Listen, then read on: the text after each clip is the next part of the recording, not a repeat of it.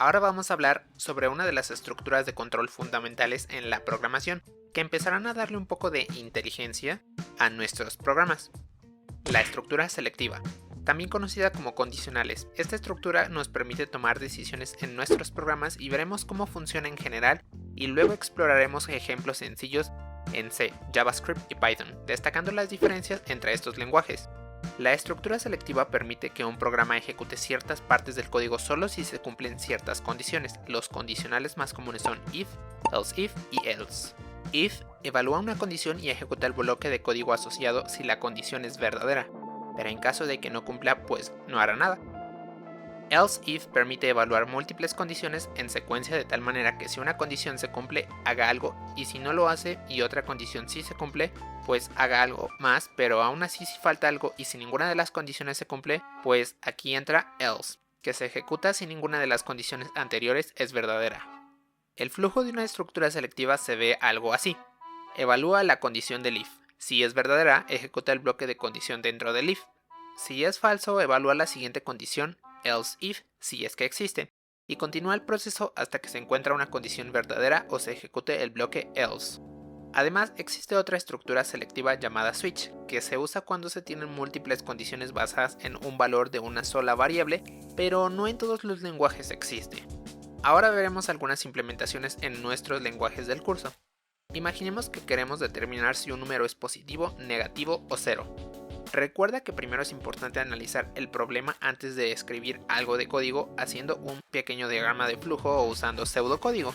Entonces en pseudocódigo escribimos algo así, donde declaramos una variable que inicializamos en 0 y pedimos al usuario escribir un número que leerá nuestro programa. Si el número entonces es mayor que 0, pues diremos que es positivo. Si no, entonces evaluamos si es menor que 0. Y entonces, si es menor que 0, pues diremos que es negativo. Y si no es ninguno de esos dos casos, entonces significa que el número por descarte es 0. Si entendiste esto, su implementación en cualquier lenguaje será pan comido. En C sería de la siguiente forma. Recuerda que en C es muy importante la biblioteca de manipulación de entradas y salidas y que nuestro programa principal va dentro de nuestra función main. Y al final de cada programa un return 0, para indicar que nuestro programa concluyó sin errores. Recuerda los puntos y comas al final de cada sentencia para que no te genere un error, y siempre debes de cuidar eso en C. Entonces, primero escribimos dentro de nuestra función main la variable número, la cual será de tipo entero. Recuerda que C es fuertemente tipado, por lo cual debemos siempre declarar el valor del tipo de dato que es, por lo tanto es un int num igual a 0, y después imprimimos en pantalla con la función printf que ingresa un número, el usuario. Después con la función scan, la cual tenemos que primero indicar de qué tipo aceptaremos un valor, que en este caso con porcentaje de decimos que es un tipo entero, y finalmente con un ampersand reservamos un espacio de memoria en nuestra computadora para que podamos guardar lo que ingrese el usuario. Enseguida de eso pues ponemos nuestras instrucciones, que en C se escribirían de esta forma: if y entre paréntesis num si es mayor que 0, que es una expresión booleana. Esto nos devuelve, recuerda, un true o un false. Entonces si es verdadero entra al bloque de código que está encerrado entre llaves, y si es false pues no ejecuta ese bloque de código en cuestión, resolviendo el ejemplo en cuestión.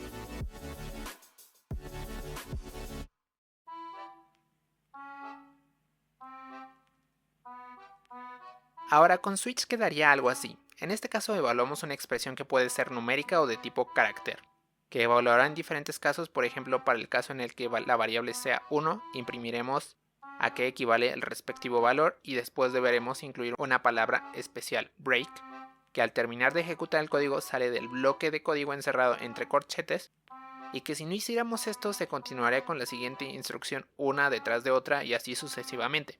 Al final, si ninguna de las condiciones cumple algún caso, tendremos un caso por default, que se ejecutará siempre que no se cumplan las condiciones.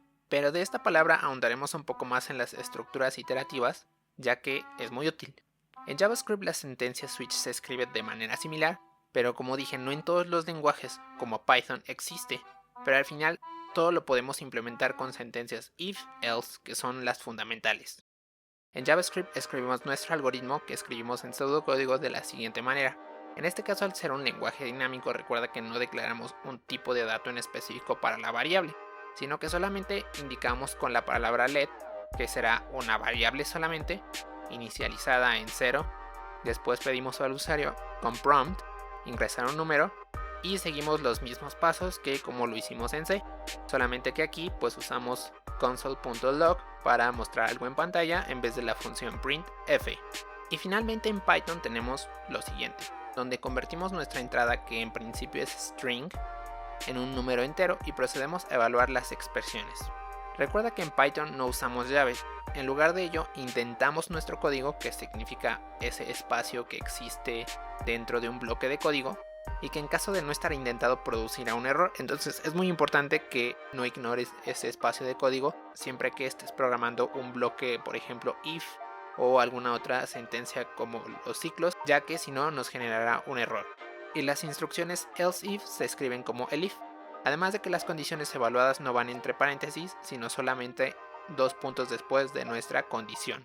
Como puedes ver, la estructura iterativa le empieza a dar un poco de forma a nuestros programas para decidir entre una cuestión u otra. Ahora, es importante que siempre analices el problema antes de escribir código. En este caso, como lo hicimos en pseudocódigo, y era un problema sencillo, pero en general con problemas grandes funciona igual. Entonces, para analizarlo podemos partir en pedacitos pequeños. Recuerda dividir y vencer un problema, y cada pedacito podemos analizarlo y pasarlo a pseudocódigo o diagramas de flujos. Tú eliges cuál te gusta más, y una vez que tenemos eso y entendemos bien eso, como pudiste ver, pasar a cualquier lenguaje nuestro algoritmo va a ser algo súper sencillo. Obviamente habrá cuestiones específicas de cada lenguaje que tal vez no conozcamos a fondo, pero siempre podemos recorrer a la documentación de dicho lenguaje. Y en vídeos posteriores terminaremos de ver una de las estructuras igualmente fundamentales que conforman el teorema fundamental de la programación, que son los ciclos en este caso, que igual nos permiten hacer múltiples cosas y por fin podremos generar programas más interesantes.